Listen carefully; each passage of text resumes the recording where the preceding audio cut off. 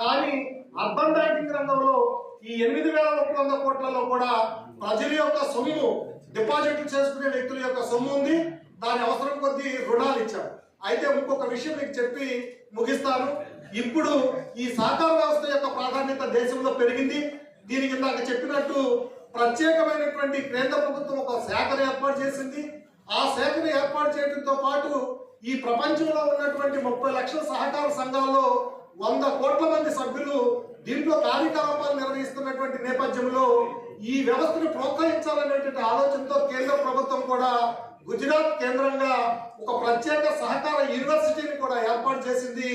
ఆ విద్యని ప్రోత్సహించడం ద్వారా ఈ సహకార సంస్కృతిని, సహకార భావనని, సహకార విద్యని విస్తరించడం ద్వారా ఈ సమాజం సమగ్రంగా అభివృద్ధి చెందుతుందని 2015 నుండి 30 వరకు ఐక్యరాజ్య సమితి ఏదైతే లక్ష్యాలను పెట్టుకుందో, అంటే ఆకలి లేని సమాజం, గౌరవప్రదమైన విద్య, గౌరవప్రదమైన ఉపాధి, గౌరవప్రదమైనటువంటి ఈ సమాజంలో జీవించేటువంటి హక్కు, పేదరికం నిర్మూలన, ఈ అంశాలన్నీ సాధనకి ఈ సహకార వ్యవస్థ సమానంగా అభివృద్ధి చెందేటువంటి అవకాశం ఉంటుంది. కాబట్టి దీని ద్వారా లబ్ధి పొందుతుంది అని ప్రోత్సహించడానికి ఐక్యరాజ్య సమితి సంవత్సరాన్ని కేటాయించింది.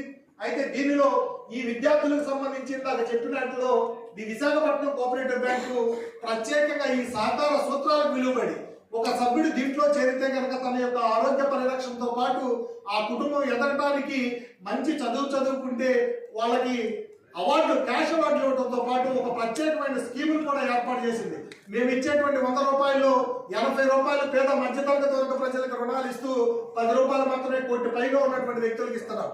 ఈ 80% మంది ప్రజల్లో ఎవరైతే పేద మధ్యతరగతి వర్గ కుటుంబాల్లో ఉన్నారో వాళ్ళ విద్యను విస్తరించడానికి ఎక్కడ కూడా ఆర్థిక సమస్యల వల్ల విద్య ఆగకూడదు అనేటువంటి ఆలోచనతో ఈ దేశంలో ఏ బ్యాంకు కూడా, నేషనలైజ్ బ్యాంక్ కానీ ప్రైవేట్ బ్యాంకులు కానీ ఏమీ కూడా అమలు చేయని విధంగా మీకు ఏదైనా విద్య అవసరం వచ్చినప్పుడు 2 లక్షల వరకు ఒక లోన్ తీసుకునేటువంటి సౌకర్యాన్ని కూడా ఈ విశాఖపట్నం కోఆపరేటివ్ బ్యాంకు రూపకల్పన చేసి 50 బ్రాంచీల్లో అది అమలు చేస్తా ఉంది.